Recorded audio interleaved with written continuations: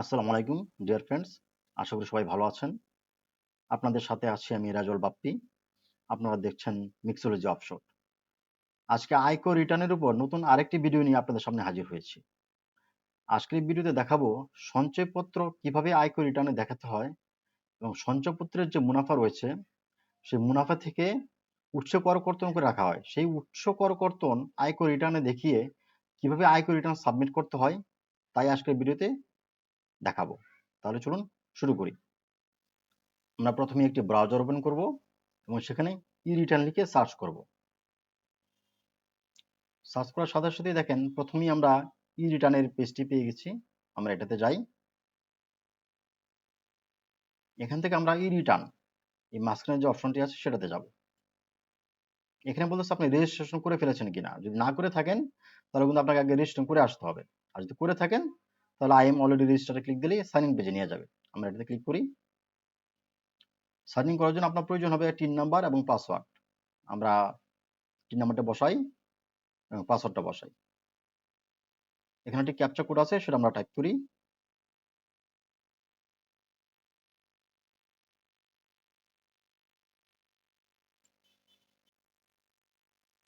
আমাদের sign in হয়ে গিয়েছে। আমরা এখান থেকে রেগুলারলি রিটার্ন এটাতে যাব। এখানে দেখেন রিটার্ন স্কিম, এটা সেলফ, এটা বাই ডিফল্ট থাকবে, কিছু করার নাই। অ্যাসেসমেন্ট ইয়ার এটাও চলে আসবে। ইনকাম ইয়ার এটা হচ্ছে গত বছর জুলাই থেকে এই বছর জুন পর্যন্ত, এটাও চলে আসবে। এখানে আপনার কিছু করা লাগবে না। Taxable income in the above mention income ইয়ার, হ্যাঁ আমাদের ট্যাক্সেবল ইনকাম আছে, আমরা সঞ্চয়পত্রের মাধ্যমে ইনকাম করেছি তাই ইয়েস দিলাম। Any income which is fully এক্সাম্পটেড from tax, অর্থাৎ ট্যাক্স ফ্রি কোনো ইনকাম আছে কিনা, নাই, এটা নো। রেসিডেন্ট স্ট্যাটাস রেসিডেন্ট, আমরা বাংলাদেশি।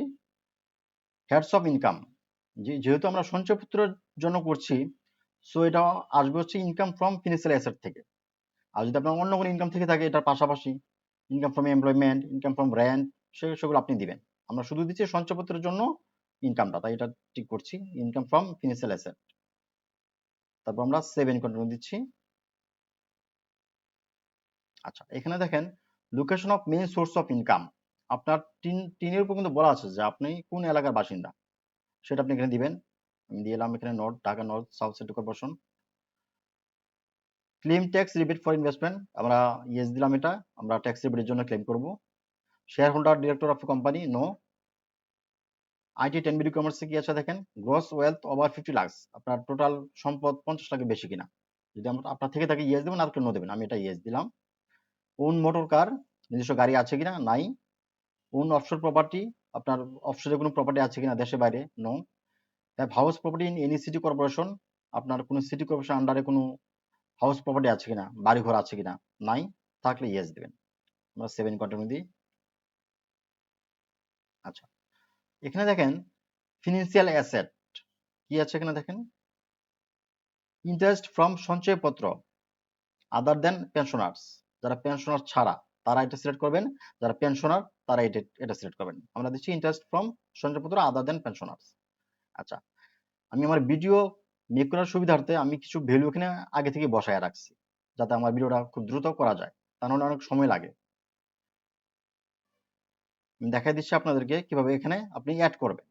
যেমন এই দেখেন এখানে একটা অ্যাড অপশন আছে, এখানে অ্যাড করে দিলেই আপনার এই নিচে ঘর চলে আসবে। এখানে আপনি এখানে আপনার টিন রেজিস্ট্রেশন নাম্বারটা বসাবেন, সঞ্চয়পত্রের যে রেজিস্ট্রেশনটা সেটা বসাবেন, এখানে কত তারিখে আপনি ইস্যু করছেন সেই ডেটটা বসাবেন, ভ্যালুটা এখানে বসাবেন, আপনার টোটাল কত টাকা সঞ্চয়পত্র সেটা আপনি এখানে বসাবেন, 5 লাখ বা 10 লাখ বা 20 লাখ। তারপরে গ্রস ইন্টারেস্ট, ওই সঞ্চয়পত্রের জন্য আপনার টোটাল গত অর্থ এক বছরে কত টাকা আপনি মুনাফা পেয়েছেন, ইন্টারেস্ট পেয়েছেন, সেটা আপনি এখানে বসাবেন। তারপর হচ্ছে টিডিএস, অর্থাৎ ট্যাক্স ডিডাক্টেড এট সোর্স, অর্থাৎ যে টাকা আপনি ইন্টারেস্ট পাইছেন, মুনাফা পেয়েছেন, সেই টাকার উপর আবার গভর্নমেন্ট কিন্তু অলরেডি ট্যাক্স কাটছে, সেই টাকাটা আপনি এখানে উল্লেখ করবেন যে কত টাকা ট্যাক্স কাটছে। এই পুরো তথ্যগুলো আপনি পাবেন হচ্ছে আপনি যে ব্যাংকের মাধ্যমে বা পোস্ট অফিসে আপনি যে সঞ্চয়পত্র করেছেন সেখান থেকে একটা আপনি স্টেটমেন্ট নেবেন। সেই স্টেটমেন্টে কিন্তু টোটালটা বলা থাকবে আপনার কয়টা সঞ্চয়পত্র আছে, কত টাকা সঞ্চয়পত্র, কত টাকা মুনাফা পেয়েছেন, কত টাকা ট্যাক্স কাটা হয়েছে, সেই টোটাল ইনফরমেশন সেই সঞ্চয়পত্রের স্টেটমেন্টে থাকবে। সেটা আপনি ব্যাংক থেকে কালেক্ট করে নেবেন, দেন আপনি এখানে পুরো তথ্যটাই বসাবেন। যেমন আমি এখানে মাল্টিপল এন্ট্রি করেছি দেখেন, এখানে একটা আমার 4টা সঞ্চয়পত্র আমি এখানে অ্যাড করছি। একটার এক রকম ভ্যালু আছে এবং গ্রস ইন্টারেস্ট এবং টিডিএস এখানে বসাই দিছি। আমি আমার সেই স্টেটমেন্ট দেখে দেখে এটা ফিল আপ করে দিছি।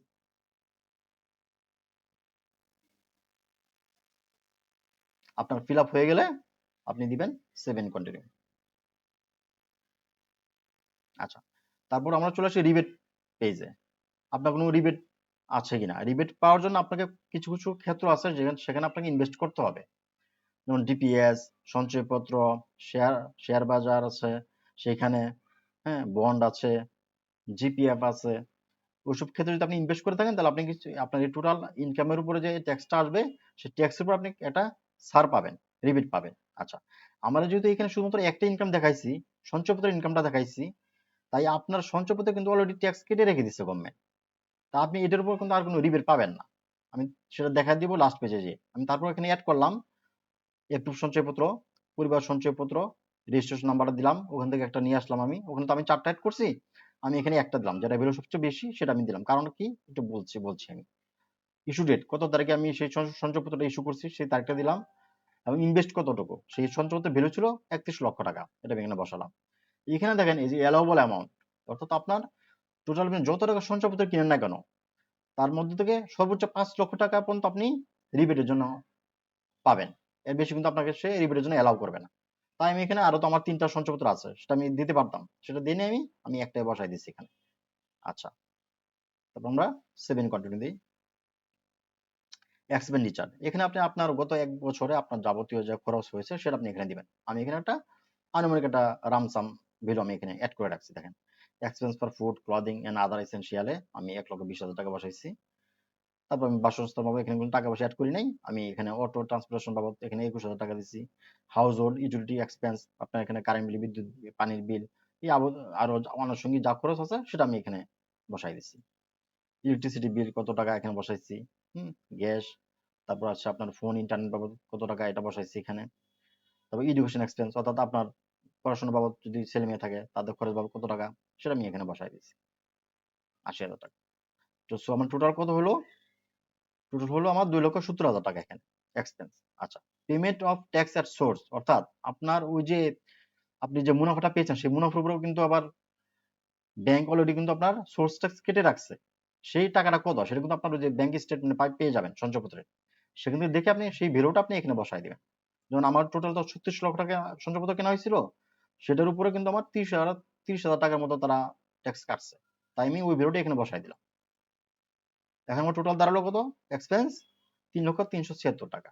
আচ্ছা, আমি 7 কন্টিনিউ দিই। অ্যাসেট এন্ড লাইবিলিটিস, এটা কিন্তু খুবই একটা ইম্পর্টেন্ট একটা পেজ। আপনি এখানে আপনার যত সম্পদ আছে এবং আপনার যত লোন আছে, লাইবিলিটিস আছে, সব আপনি এখানে অ্যাড করবেন। সো আমরা এখানে কিছু কিছু জিনিস অ্যাড করছি দেখেন, আপনার বোঝার সুবিধাতে আমি অলরেডি অ্যাড করে রাখছি। র্যান্ডম কিছু ভ্যালু দিয়ে আমি অ্যাড করে রাখছি এখানে, এগুলো অ্যাকচুয়াল ভ্যালু না, আমি জাস্ট বসায় রাখছি এখানে। আচ্ছা, এখানে দেখুন একটি অপশন আছে, এটা দিলে আপনার গত বছরের যত ইনফরমেশন আছে সব চলে আসবে, যদি আপনি গত বছর অনলাইনে ই রিটার্ন জমা দিয়ে থাকেন। আর যদি গত বছর অনলাইনে না দিয়ে থাকেন তাহলে কিন্তু আপনি কোনো কিছু পাবেন না এখানে, তাহলে আপনাকে সবকিছু আবার নতুন করে অ্যাড করতে হবে এখানে। আচ্ছা, বিজনেস ক্যাপিটাল যদি থাকে সেটা দিবেন, না থাকলে দিবেন না। নন এগ্রিকালচার প্রপার্টি যদি থাকে সেটা আপনি দিবেন। যেমন আমি এখানে দিলাম খুলনাতে আমার জমি আছে মনে করেন, বা আমি পৈতৃক সম্পত্তি পেয়েছি খুলনাতে, সেটা আমি এখানে দিলাম Khulna. Type of acquisition, inheritance, area of property, কতটুকু সম্পদের পরিমাণ, আমি এখানে 5 দিলাম, 5%, এখানে ইউনিট দিলাম decimal. Value at the start of income year, অর্থাৎ বছরের শুরুতে আপনার এই প্রপার্টির ভ্যালু কত ছিল সেটা যদি আপনি জানেন সেটা বসাবেন, যদি না জানেন সেটা 0 বসায় দিবেন। Value at the end of income year, অর্থাৎ বছর শেষে আপনার সেই প্রপার্টির ভ্যালুটা কত, আমি সেটা দিলাম 5%, তো 4 লক্ষ করে, 4 5 20 লক্ষ টাকা আমি এখানে বসাই দিলাম। আমি জাস্ট এখানে একটা র্যান্ডম ভ্যালু বসাইছি আর কি, আনুমানিক। আচ্ছা, এগুলো আপনার বোঝার সুবিধাতে আমি এগুলো বসায় রাখছি। তারপরে দেখেন এগ্রিকালচার প্রপার্টি যদি আপনার থাকে সেটা আপনি দিবেন, না থাকলে দরকার নাই। ফিনান্সিয়াল অ্যাসেট এটা আছে কিনা, হ্যাঁ আমাদের অলরেডি কিন্তু সঞ্চয়পত্র যেহেতু করছি আমরা, তো আমার ফিনান্সিয়াল অ্যাসেট আছে, তাই আমি এটা দিলাম, সঞ্চয়পত্র টিক দিলাম। টিক দিয়ে ওই যে স্টেটমেন্ট আছে আপনার ব্যাংক স্টেটমেন্ট সঞ্চয়পত্রের জন্য যারা নিয়েছেন, সেখান থেকে আপনি দেখে দেখে এখানে ইনফরমেশন বসাবেন। এই দেখেন পরিবার সঞ্চয়পত্র, registration number, issue date, value, এগুলো আপনি বসায় দিবেন। আচ্ছা, এই বছর কিন্তু নতুন একটা জিনিস নিয়ে আসছে আপনারা। এখানে দেখেন ইম্পোর্ট ফ্রম ইনকাম। এখানে যদি ক্লিক করেন আপনি, ওই যে দেখেন আপনি যে ইনকামে বসায় দিয়ে আসছেন ইনকাম পেজে এই চারটা কিন্তু চলে আসছে আপনার। এই চারটা যদি আপনি সিলেক্ট করেন, সিলেক্ট করে দিয়ে সিন্স ভ্যালু দেন, তাহলে অটোমেটিক কিন্তু এখানে এই চারটা এখানে বসে যাবে। আপনি যতগুলো ওখানে দিয়ে আসেন সবগুলো এখানে অটোমেটিক বসে যাবে। আপনার একটা একটা করে অ্যাড করা লাগবে ম্যানুয়ালি এখানে। এটা একটা সুন্দর একটা অপশন নিয়ে আসছে ওনারা আপনাদের কাজের সুবিধার জন্য। আচ্ছা, আপনি এখানে এইভাবে আপনার যতগুলো সঞ্চয়পত্র আছে সবগুলো আপনি এখানে বসাবেন। সঞ্চয়পত্রের নাম দিবেন, রেজিস্ট্রেশন নাম্বার দিবেন, কত তারিখে সঞ্চয়পত্র ইস্যু করেছেন সেই ডেটটা দিবেন এবং কত টাকার সঞ্চয়পত্র কিনেছিলেন, মানে ভ্যালুটা কত, 5 লক্ষ টাকার সঞ্চয়পত্র না 10 লক্ষ টাকার সঞ্চয়পত্র, সেটা আপনি মানে এই ঘরে বসাবেন। আচ্ছা, আমি এখানে 4টা সঞ্চয়পত্র এড করছি এখানে। যদি আপনি আরো এড করতে চান তাহলে আপনি এই যে এখানে এড অপশন আছে এটাতে ক্লিক করবেন। এই ক্লিক করে দেখেন নিচে একটা ঘর চলে আসছে। এখানে আপনি আপনার লিখবেন পরিবার সঞ্চয়পত্র,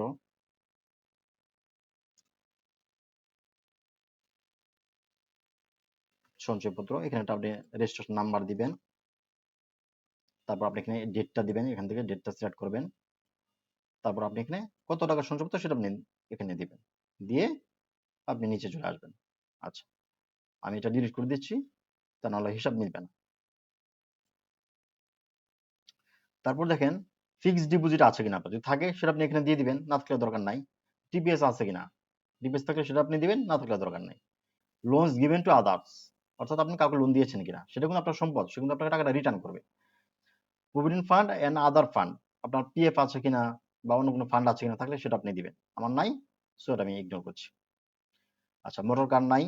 gold, diamond, gems and other item.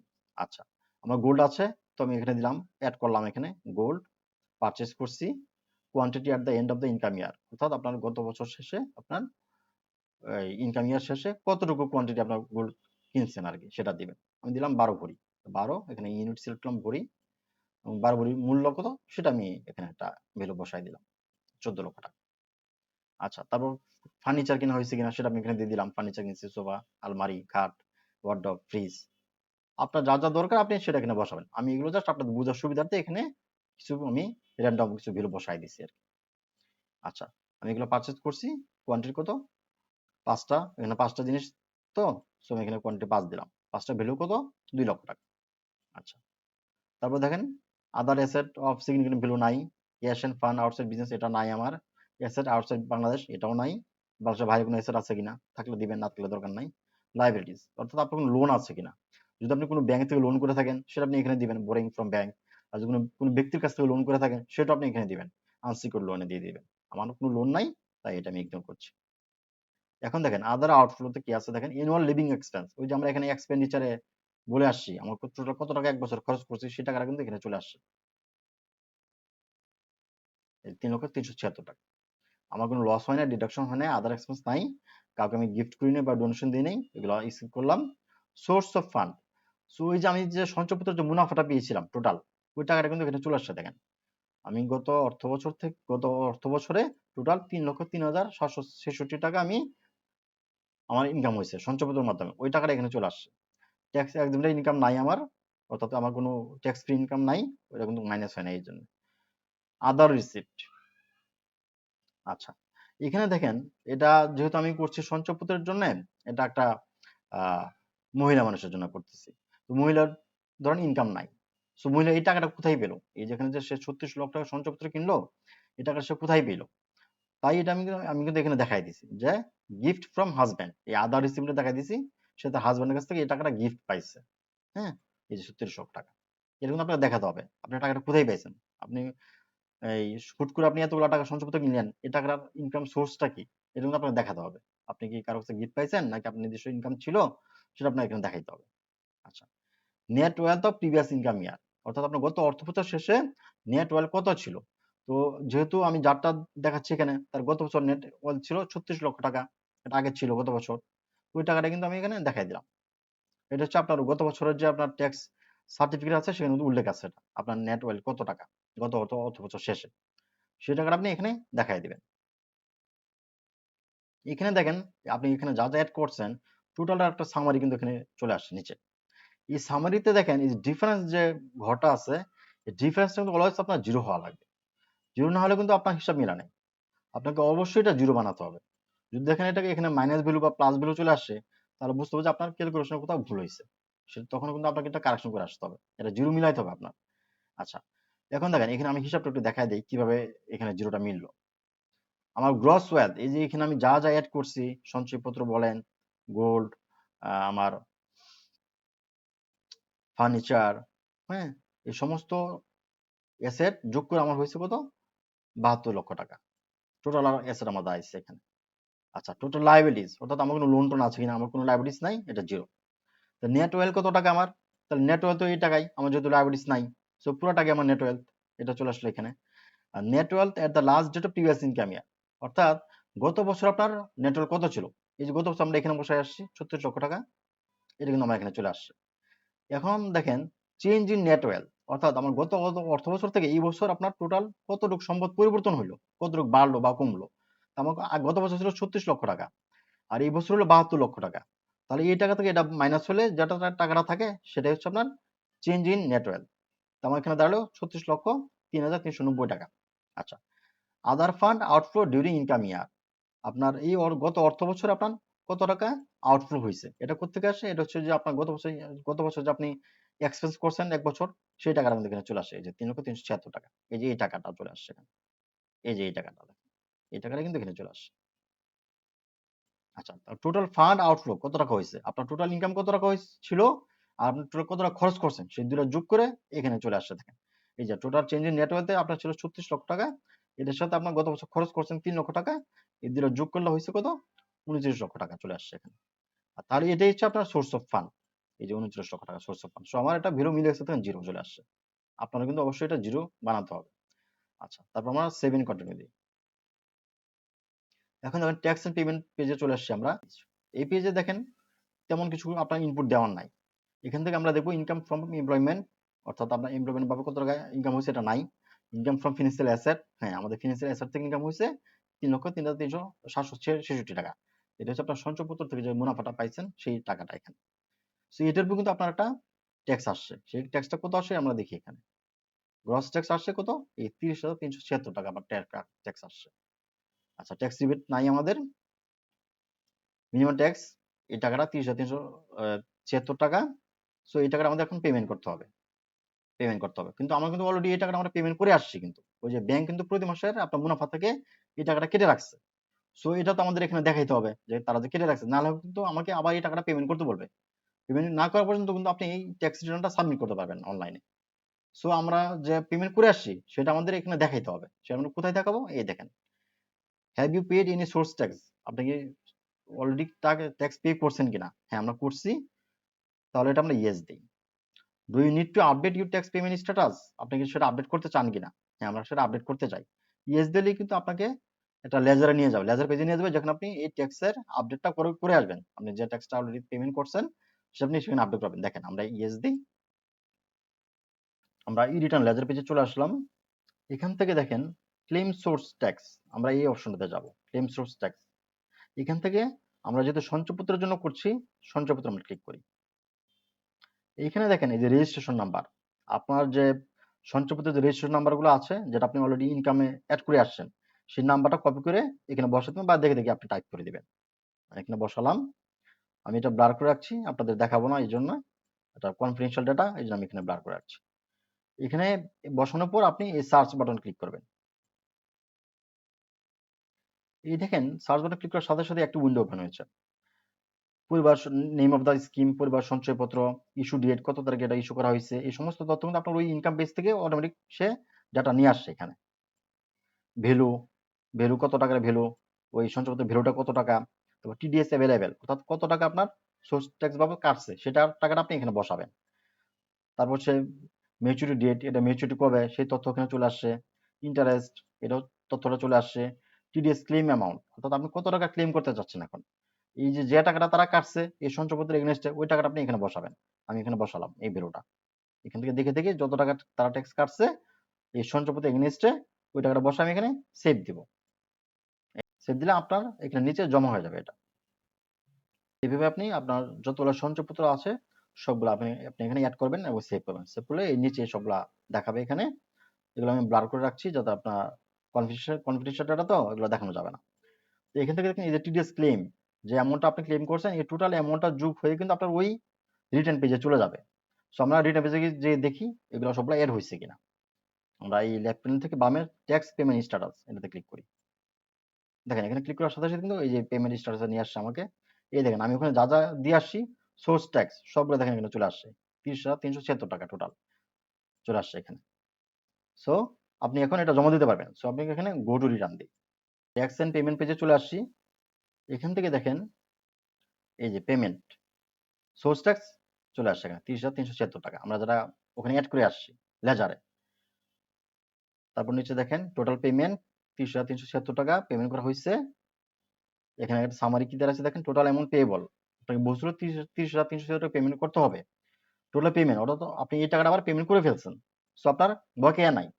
এখন দেখেন এই যে পে নাও এটা কিন্তু বাটনটা ইনঅ্যাক্টিভ হয়ে গেছে। আর যদি আপনি পেমেন্ট না করে আসতেন তাহলে কিন্তু এটা অ্যাক্টিভ থাকতো বাটন। তখন কিন্তু আপনাকে পেমেন্ট করে আসতে হতো। আমাদের পেমেন্ট করা শেষ। সো আমরা প্রসিড টু অনলাইন রিটার্ন দিই। আচ্ছা প্রসিড টু অনলাইন রিটার্ন দিলে দেখেন আপনি এখানে আপনার টোটাল যে রিটার্ন পেজগুলা ফিল আপ করে আসেন সবগুলাই কিন্তু এখানে চলে আসছে। একটা পিডিএফ আকারে সামারি চলে আসছে এখানে। আপনি সেটা দেখবেন। দেখে যদি আপনার কাছে সব ঠিকঠাক মনে হয় তাহলে আপনি এই যে সবার নিচে এই যে সাবমিট রিটার্ন বাটন আছে এটা ক্লিক করলেই আপনার রিটার্নটি সাবমিট হয়ে যাবে। আর যদি কোথাও ভুল হয়ে থাকে তাহলে আপনি সেটা এডিট করে আসবেন। এডিট করে এসে দেন আপনি এই রিটার্ন সাবমিট ক্লিক দেবেন। এটা সাবমিট করে ফেলার পর কিন্তু আপনি আর সেটা সংশোধন করতে পারবেন। আশা করি আজকের ভিডিওটি ভালো লাগলো সবার।